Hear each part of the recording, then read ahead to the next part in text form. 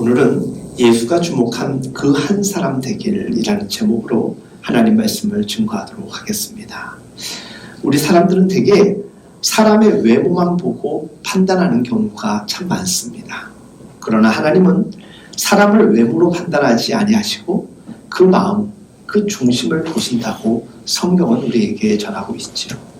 사무엘상 16장 7절 말씀을 보면 내가 보는 것은 사람과 같이 아니하니 사람은 외모를 보거니와 나 여호와는 무엇을 본다? 중심을 보느니라 라고 전하고 있습니다. 외모로 사람을 판단하는 사람들에게 있어서는 사실 오늘 본문에 등장하는 베드로는 그렇게 별 볼 일 없는 그렇게 중요한 존재로 여겨지지 않습니다. 어찌 보면 하찮은 사람으로 보일 정도로 우리 생활과는 전혀 별개의 인물로만 보입니다.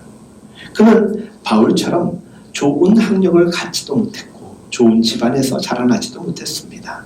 그렇다고 그가 자수성가하여서 재산을 많이 가지고 있었던 사람은 더더욱 아닙니다. 그러나 중심을 보시는 하나님의 시선을 그는 끌만하였습니다. 이것이 예수님의 선택에 분명히 나와 있는 것이죠. 그런 의미에서 예수님의 선택을 받은 사람은 참으로 귀한 사람입니다. 오늘은 2021년도 마지막 주일 예배입니다. 그런 의미에서 오늘 말씀이 우리 모두에게 올해 우리는 예수님의 주목을 끌만한 삶이었는지 돌이켜보는 동시에 새해에는 정말 예수님이 주목하는 그 한 사람 되기를 바라는 마음으로 말씀을 함께 듣기를 원합니다. 예수님의 수제자로 살았던 사람 베드로입니다. 그가 수제자로 살아가기에 앞서서 그는 일반 어부였고 사람이었습니다.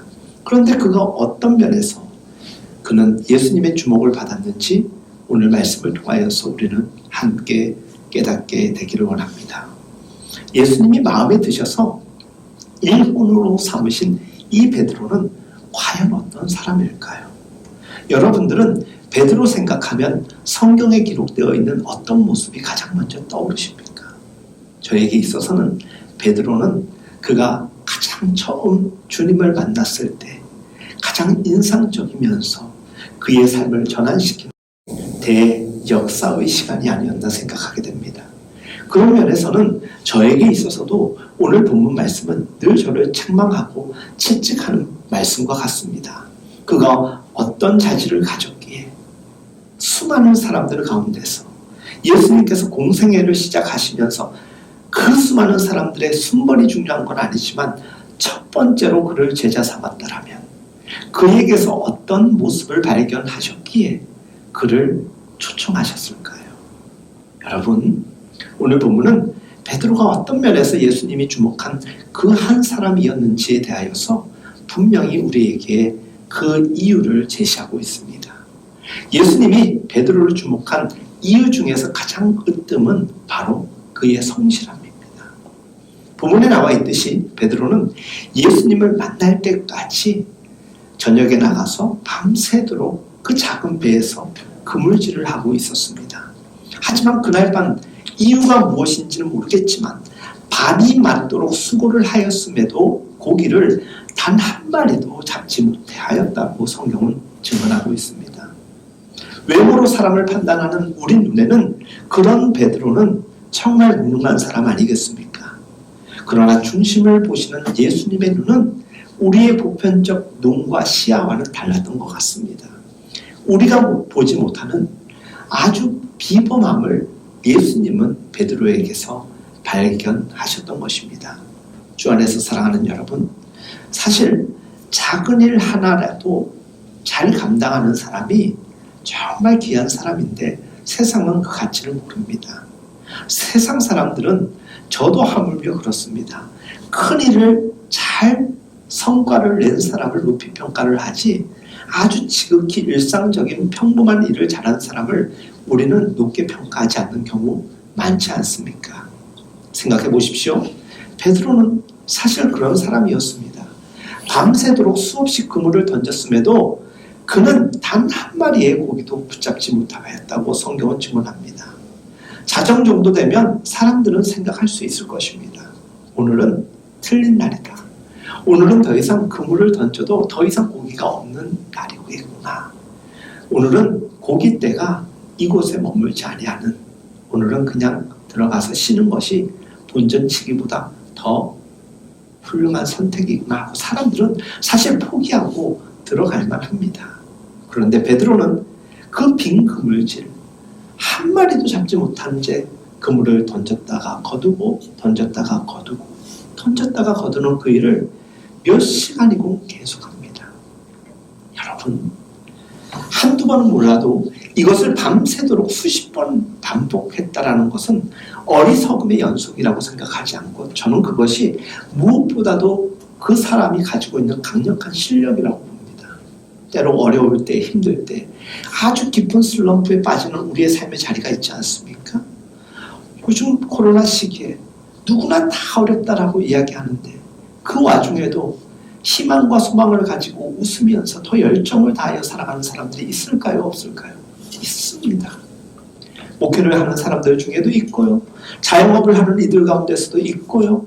직장 가운데서도 살아가는 이들 가운데서 소망과 희망 가지고 오늘의 절망을 딛고 일어나려고 애쓰는 사람들이 분명 있습니다.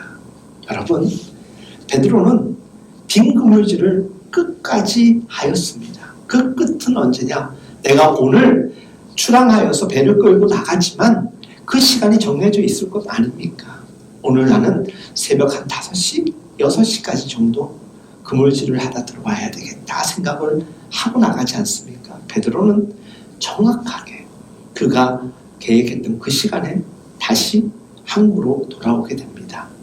보통 사람들 같으면 만선의 기쁨을 가지고 왔다라면 기분 좋게 그 고기를 옮길 것이고 배를 수선할 것입니다. 하지만 지금 베드로는 매우 초라한 모습이죠. 단 한 마리의 고기도 잡지 못한 상황입니다. 그러면 사람들은 생각할 것입니다. 그냥 오늘은 안 되는 날이니까 포도주나 걸쭉하게 먹고 그냥 피곤한 몸을 추스려서 곧장 집으로 가서 쉬거나 그냥 어떤 이들은 그냥 해변에 누워서 잠을 청하는 이들도 있었을 것입니다. 그런데 베드로의 행동을 보십시오. 이 장은 2절 말씀을 어떻게 기록하고 있습니까? 호숫가에 배 두 척이 있는 것을 보시니 어부들은 배에서 나와서 그물을 씻는지라. 어부들, 그 가운데 베드로가 어떻게 하였나? 그는 모든 것, 피곤한 몸과 지친 마음을 가지고 포기하지 않고 그 다음 다시 또 바다로 나가야 되기 때문에 그 더럽혀진 그물을 깨끗하게 손을 보았던 것입니다. 그러면서 그는 다짐하였을 것입니다. 내가 오늘같이 만선의 기쁨 내지 몇 마리 못 잡는 날도 있을 수 있지. 자기 자신을 격려하는 것이에요.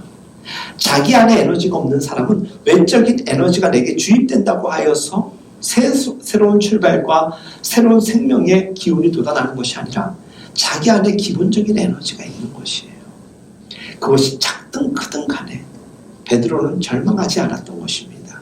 저는 이 대목에서 저의 게으름을 때로 책망할 때가 참 많습니다. 심지어 저는 오늘 2절을 읽으면서 저에 대한 참을 수 없는 부끄러움을 동시에 느끼며 말씀을 준비하였습니다. 베드로를 보았던 예수님은 어떤 생각을 하셨을까요? 어떻게 그물질을 저렇게 많이 던졌는데도 한 마리도 못 잡을까? 어제 처음으로 배를 이끌고 나가서 그물을 처음 던지는 사람도 아니고 이곳에서 뼈가 굵은 아주 사람들에게 내놓으라 하는 사람들 가운데서도 인정받는 어부 일터인데 예수님은 그러한 생각 이면에 그런데 저가 어떻게 저렇게 포기하지 않고 저렇게 열심히 할까? 그것을 보신 것이에요. 그 보신 것이 무엇이냐? 사람은 외모를 보거니와 하나님 여호와는 무엇을 보신다? 그 중심을 본다라는 이야기에 연결되어지는 것이죠. 야, 이 녀석 봐라. 빈 그물질을 수없이 하는 것 봐서는 저놈은 뭘 해도 될 일이다, 될 놈이다 라고 생각하셨을 것 같아요. 교회에서도요, 직장에서도요, 제가 어떻게 저런 일을 감당합니까? 좀 더 큰 거, 사이즈 업된 거, 저는 그것도 능히할 수 있어요. 근데 아주 하찮은 것, 작은 일, 어찌 보면 쉽게 할 수 있고 빨리 끝날 수 있기 때문에 사람들이 당장이라도 선택할 것 같은데 사람들은 그 이유가 무엇인지는 모르겠지만 크고 힘든 일을 더 선호합니다. 그것이 주는 유익이 크고 이득이 커서일까요? 교회에서도 순수한 봉사와 헌신을 한다는 사람들 가운데서도 일을 재는 사람들이 얼마나 많은지 몰라요. 여러분 생각하기에 큰 일을 잘하는 게 어려울까요? 작은 일을 잘하는 것이 어려울까요? 되게 보통의 사람들은 작은 일을 잘하는 것은 어렵지 않을 것이라고 생각합니다. 근데 그렇지 않습니다. 큰 일이든 작은 일이든 어떤 일이든 상관없이 모든 일은 쉽지가 않습니다. 큰 일은 우리의 능력이 따르지 못하여서 힘겨울 때가 많죠. 그래서 쉽지가 않습니다. 작은 일은 왜 어렵습니까? 우리의 마음이 따르지 않습니다. 별 수익도 없고 별 만족함도 없고 심지어 지켜보는 사람들도 바라보아도 티 하나 나지 않는다 여기기 때문 아니겠습니까? 작은 일은 누구나 마음 먹으면 잘할 수 있음에도 불구하고 그렇다고 작은 일을 하고자 마음을 먹는 사람들 많지 않습니다. 사람들은 다들 자기 수준과 능력을 뛰어넘어서 작은 일보다는 큰 일을 선호할 때가 참 많습니다. 왜일까요? 뭐 이런 거 아니겠습니까? 해도 티가 나지 않고 드러나지 않는 일 사람들 선호하지 않습니다. 티가 잘 나지 않는 일을 성실하게 최선을 다하는 것은 생각처럼 쉽지 않습니다. 제가 이곳에 개척을 하여서 이제 2년이 조금 넘어가고 있는 시절을 보내고 있는데 건물의 관리소장님을 벌써 4분을 겪고 있습니다. 첫 번째 소장님은 몇 달 있지 않고 다른 곳으로 가셨습니다. 그리고 두 번째 소장님, 세 번째 소장님 지나서 지금은 4번째 소장님이 오신 지 불과 2달밖에 되지 않았습니다. 제가 누군가를 평가하는 것은 조심해야 될 일이지만 제가 이전 소장님과 지금 소장님이 다른 것이 있더라면 이분이 연세가 70 가까이 된 분이거든요. 근데 이분이 오실 때 적어도 카페 성도님과 저는 그런 이야기를 나눴습니다. 조금은 젊은 분이 오셔서 건물 관리를 더 능동적으로 또 열심히 해주셨으면 좋겠는데 이분은 건강해 보이지도 않고 기도 외소하시고 걱정이 많았습니다. 그런데 그분이 온 그날 다음 날로부터 우리를 깜짝 놀라게 합니다. 가을에 오셨습니다. 가을에 오셨는데 앞에 가로수들이 있는데 가로수에서 떨어진 그 나무까지 그리고 잎들을 아침 저녁으로 한 번씩 다 쓰는 거예요. 거리가 얼마나 깨끗해졌는지 몰라요. 그리고 주차장에서도 얼마나 열심히 또 바지런히 일을 하시는지 몰라요. 그분에게 제가 정말 소장님 너무 열심히 하신다고 몸 상하지 않도록 조금 조심하시라고 건강 잘 챙기셔야 된다고 말씀을 드리는데 제가 하는 일이 이건데요. 뭐 즐겁고 행복합니다. 그러면서 그분이 늘 저한테 하신 말씀이 뭔지 아세요? 목사님 오늘 하루도 행복하십시오. 행복하십시오를 그렇게 많이 말씀하세요. 처음에 소장으로 부임하시면서 저에게 오셔서 새로 소장으로 부임한 분이라고 인사를 하시더라고요. 그러면서 목사님 사실 저는 탄현동에 있는 성당에 다니고 있습니다 라고 이야기를 하시더라고요. 저는 기독교와 천주교에 대한 이야기를 하고 싶지 않습니다. 굳이 이 시간에 그것을 분석하고 구별하여서 그것에 대한 이야기를 하고자 함이 아니라 근데 제가 짧게라도 드리고 싶은 말씀은 저는 그분을 통하여서 그분이 갖고 있는 신앙을 떠나서 그분이 가지고 있는 그 자세를 통하여서 그분의 성품과 그가 있는 믿음에 대한 존경을 표하게 됩니다. 저는 그가 단순히 부지런하고 성품이 바지런한 분이어서만 그런 게 아니라고 생각합니다. 그는 그 중심에 그를 아름답고 그리고 선하게 갖고 가는 사람이었습니다. 저는 물어보진 않았지만 그것을 하나님을 경외하는 마음으로 살아가는 자의 모습이라고 저는 그의 믿음을 오는 날들이 참 많습니다. 여러분의 모습을 통하여서 그런 모습을 하나님이 보시기를 원하십니다. 사랑하는 여러분, 작은 일을 잘하는 것은 야망이 아니라 소명감 때문에 할 수 있는 것이에요. 사명과 소명이 분명한 사람은 일이 작든 크든 열심히 하는 것입니다.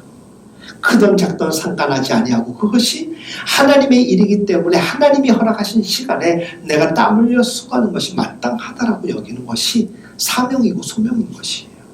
그래서 기술도 중요하지만 능력도 중요하지만 우리에게 이 땅을 살아가며 무엇보다도 중요한 것은 사명과 소명이에요.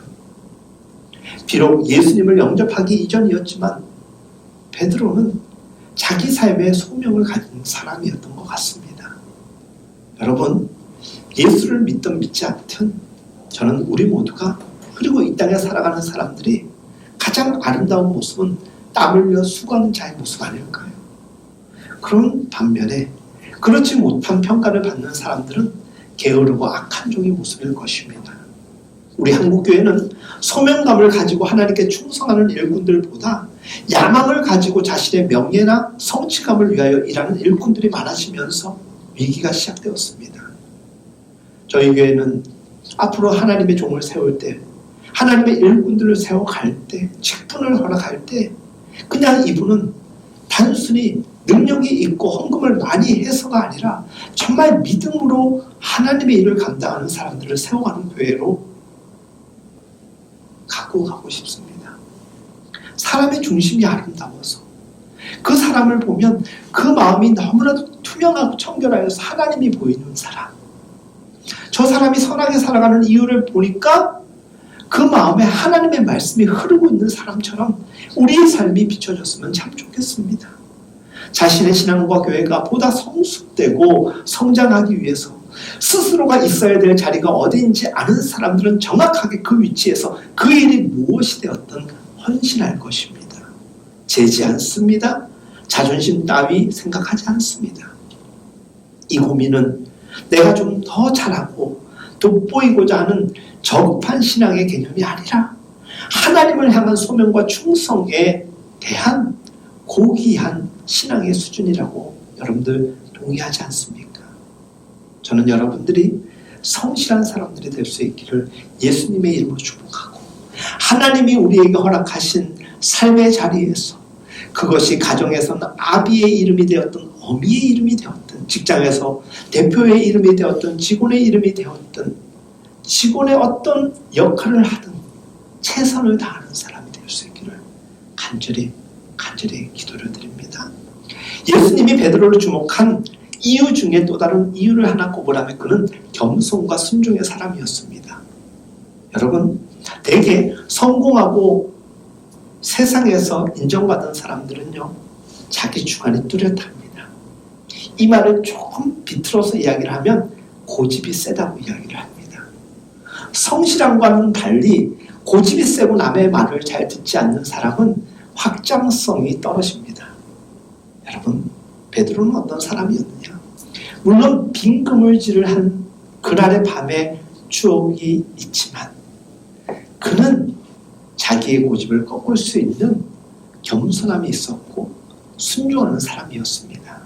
자기의 생각과 방식을 떠나서 바르고 옳다라고 여겨지는 것, 그것이 어린아이가 하는 소리라 할지라도 용기 있게 바꿀 줄 아는 유연함이 없는 사람은 성공할 수 없습니다. 저는 베드로에게서 겸손함에서 나오는 순종의 성품이 발견되고 있다고 여깁니다. 깊은 데로 가서 그물을 던지라는 예수님의 말씀을 듣고 고집이 센 사람들이나 지친 영혼들은 단순히 이야기를 대받아칠 것입니다. 뭐라고 이야기할까요?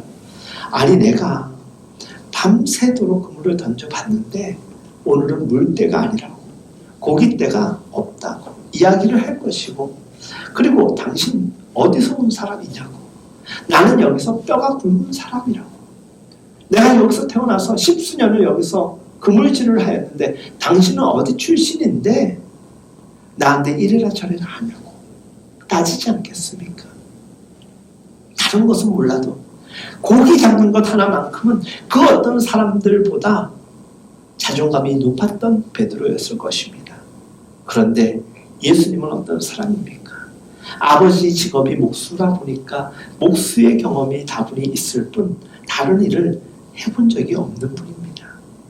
오늘 본문에서 베드로가 예수님을 만났을 때 베드로는 아직 예수님을 잘 알지 못하던 때였습니다. 그런데 그가 순종을 합니다. 저는요, 교회를 처음 나온 사람들이나 또 교회에서 예배드리는 사람들의 그 예배 자세나 우리가 또 대화를 하거나 같은 어떤 일을 동력하다 보면 그 사람의 성품이 이렇게 고스란히 드러나거나 보여질 때가 있죠. 여러분들이 저를 통하여서 제 성품과 제 모습에 대하여 판단하듯이 저에게도 그런 것이 없겠습니까? 베드로는 기질적으로 성실한 사람이었습니다. 그런데 성실한 사람에게 믿음까지 부여되었을 때, 더하여졌을 때 그는 폭발적 인생을 살아갈 수가 있는 것입니다. 지금 비록 베드로는 영접하기 전의 삶을 살고 있었던 순간이었습니다. 그런 그에게 예수님이 말씀하였을 때 그는 들을 줄 아는 청종함이 있었던 것입니다. 그냥 어리석은 사람이다, 무능한 사람이다 여기지 아니하고 뭔가 나에게 조언이라도 해줄 수 있는 저 사람의 말을 따뜻하게 여겼다는 것입니다. 제가 오늘 설교를 전하면서 베드로는 어떤 사람이었냐? 옳고 그름에 있어서 옳다라고 여기는 그 일에 있어서는 유연성을 가진 사람이라고 말씀을 전하였습니다. 여러분들, 옳다라고 여길 때 그것이 내가 지쳐서 받아들일 수 없는 수용성이 떨어졌을 때에도 누군가가 다시 한번 힘을 내라고 아주 분명하게 이야기하는 그 이야기가 나에게 지쳤을 법한 이야기임에도 불구하고 다시 그것을 붙잡고 노력하는 사람은 보통 사람이 아닙니다. 베드로는 그런 면에서 보통 사람이 아니었던 것입니다. 예수님이 한참을 넋이라도 놓고 저 바다에서 그물을 던지는 베드로를 계속 밤새도록 주목하였던 것입니다. 밤새도록 빈그물질을 하는 베드로, 밤새도록 빈그물질을 하는 그 베드로를 보고 넋놓고 보고 있는 그 해안가에서 모닥불을 피운 채 계속 응시하고 있는 예수님을 한번 생각해 보십시오. 아니 바다가 얼마나 넓은데 그 배가 보이겠고 그 예수님 어떻게 베드로가 눈에 보이겠어? 그것도 밤인데. 그런데 자료를 찾아보면 그때만 해도 멀리 나갈 수가 없다고 합니다. 우리가 가까운 어촌에 가도 꼭 멀리 원양어선만이 고기를 잡습니까? 가까운 데서 얼마든지 고기를 잡고 낚시꾼들 갯바위 위에서도 고기 잡지 않습니까? 그 당시에 오늘처럼 좋은 배가 아닙니다. 그리고 갈릴리 호수가 말이 호수지 얼마나 큰 바다처럼 큰 호수입니다. 끝이 안 보입니다. 그곳에서 넘실대는 물결을 이기면서 멀리 못 나갑니다. 아주 가까운 곳에서 그물질을 하였기 때문에 예수님의 눈에 똑똑히 보였고 그날은 유난히 달빛도 아주 선명하게 그를 비쳤을 것이라고 저는 예상합니다. 그런 베드로에게 예수님께서 이제 쉬어라 라고 이야기하시는 것이 아니라 아주 친절하게 따뜻하게 권면하는 말씀이 깊은 데로 가서 그물을 던지라는 것이에요. 수년간 그물질 하나만큼은 배타랑이었던 그 어부 베드로가 그물질 한번 해보라는 그 예수님의 말씀을 군말 없이 순종합니다. 알겠습니다. 내가 한번 해보겠습니다. 그것을 성경은 이렇게 기록하고 있습니다. 말씀에 의지하여 그물을 내리리이다. 이는 당신이 내게 따뜻하게 권면하고 또 나를 생각해서 격려하고자 또 한번 힘내보라고 이야기하시니 내가 한번 그렇게 해보겠습니다 라고 우리는 의역을 할 수도 있겠죠. 베드로는 적어도 그런 사람이었습니다. 남의 말을 잘 들어주는 사람이었습니다. 그냥 기질적으로 잘 듣는 것이 아니라 조금 전에 말씀드린 것처럼 옳다라고 여기는 말에는 한 번 더 용기를 내는 사람이었다는 것이에요. 자신의 뜻을 굽힐 줄 아는 사람이었습니다.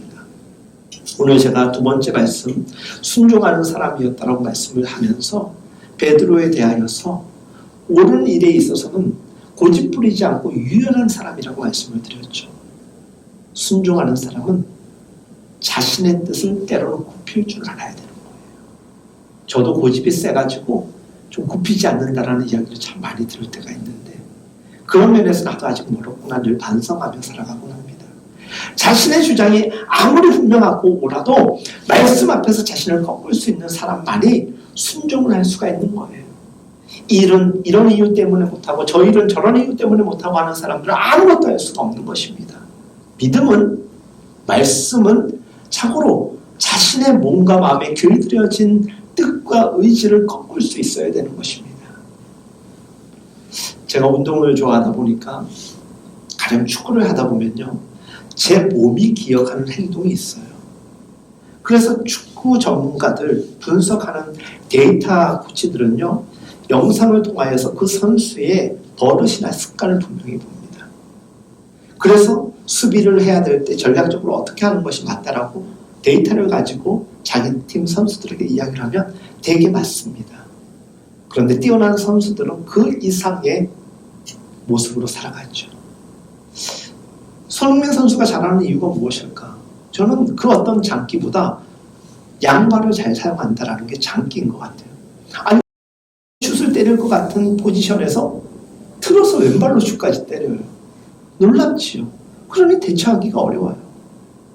때로는 내가 아무리 잘해도 나를 코칭하는 사람이 분명히 있습니다. 손흥민 선수도 그렇겠죠. 너에게 필요한 이런 기술을 습득하라고 했을 때 이것은 너에게 장기이지만 장기적으로 봤을 때 너에게 이게 백해무익한 것이라고 이야기하면 듣는 선수가 훌륭한 선수로 성장하지 않겠습니까? 좋은 사람이라고 한들 그 사람이 코칭을 받아들이지 않는다면 발전할 수가 없는 것입니다. 때로는 우리는 불순종과 교만을 우리의 뜻을 굽히지 못함으로 인하여 초래할 때가 얼마나 많은지 모릅니다. 그저 자신이 잘났다라고 여기는 사람들, 그런 사람들은 언젠가는 아픔을 당하고 넘어지기 일쑤입니다. 사랑하는 여러분, 하나님 말씀 앞에서 살아가는 우리 그리스도인들은 특별히 자신을 꺾을 줄 알아야 됩니다. 예수님의 이 땅에서의 권세가 베드로에게 저 곳에 가서 그물을 던지라고 했을 때 그는 순종함으로 오케이를 합니다. 그랬더니 그곳에서 믿음의 역사가 일어난 것입니다. 그리고 그는 그것을 듣고 예수님을 영접하게 됩니다. 그렇지만 두려웠습니다. 아니, 내가 방금까지만 하여도 그 수많은 그물질을 했을 때 단 한 마리도 잡지 못했는데 이분이 무엇이고 누구이길래 이분의 말을 믿고 그곳에 가서 그물을 던졌더니 2배 가득히 고기를 잡았다라는 것입니다. 두려운 마음에 뭔가 절대자 앞에 선 것처럼 두려워지는 그때 그가 이야기를 합니다. 주여, 나를 떠나소서. 나는 죄인이로소이다.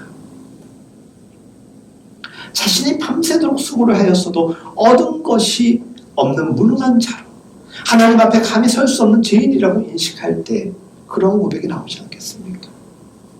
제가 요즘에 목회 여건이 녹록지 않으니까 하나님 앞에 엎드려 기도할 때마다 하나님, 왜 이렇게 어려운 여건 속에서 제가 목회를 해야 됩니까? 라고 고백하기보다는 하나님, 제 문제가 무엇일까요?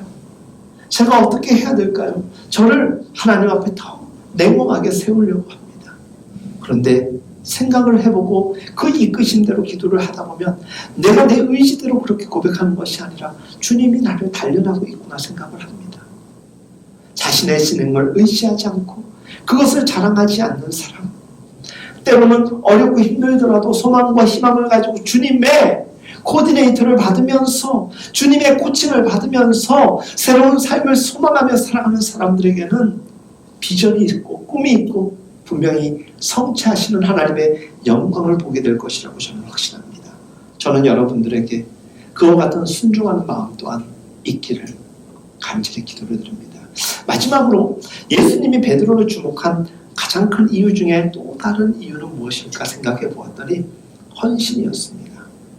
오늘 마지막 말씀을 보니까 모든 것을 버려두고 예수님을 쫓았느니라. 근데 우리가 성경 문맥적으로 말하는 이 모든 것을 두고 떠났다라는 것이 포기와는 다른 개념입니다. 삶의 우선순위로 여겼다라는 거예요. 아브라함도 그가 살았던 땅을 떠나라는 하나님의 말씀 앞에서 너는 본토, 친척, 아비집 다 두고 떠나라고 했는데 본토만 두고 친척, 합이 가지 않았습니까? 우리가 어떻게 100%다 순종할 수 있겠습니까? 이것은 우리에게 불순종의 여지를 열어두는 이야기가 아니라 우리가 그렇게 연약한 존재입니다. 그런데 오늘 베드로는 삶의 가장 큰 우선권을 그 즉시 주님께 두고 쫓았다라는 것입니다. 생계니 뭐니 다 접어두고 그것이 가장 우선할 수 있는, 지금 시대와는 좀 다르죠. 지금 여러분들 본업이 다 있고 전문 직종이 다 있을 터인데 그것 두고 마냥 교회에서 일만 하십시오라고 하는 것은 목회적으로도 하나님의 뜻을 따르는 데도 있어도 무리적인 해석일 것입니다.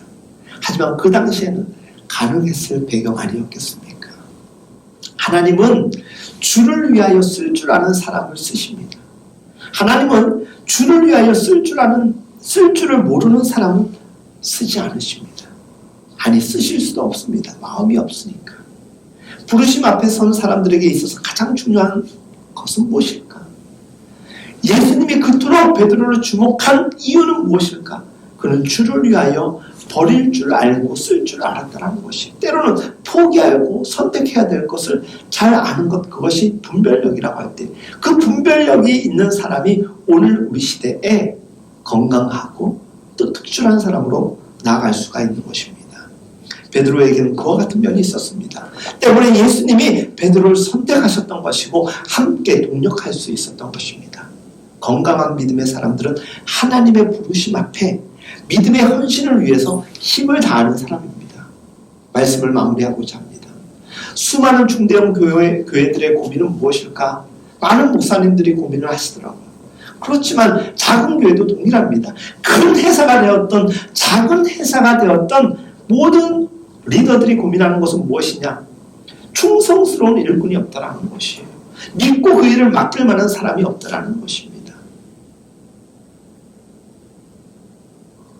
저희 교회를 후원하고 있는 어느 기업을 운영하시는 권사님이 10월 달에 그런 이야기를 하는 거예요.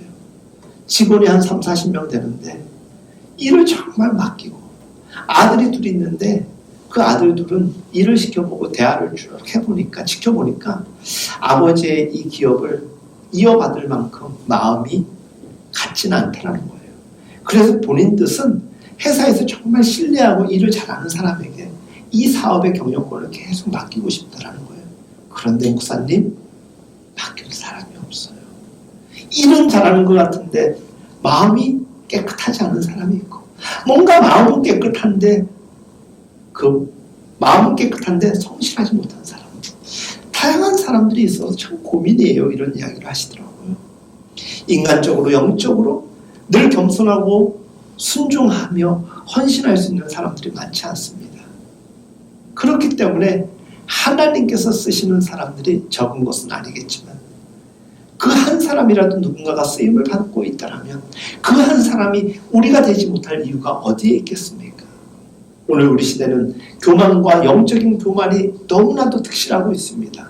그것이 교회와 개인과 그리고 가정과 일터마저도 손상시키고 있는 것입니다.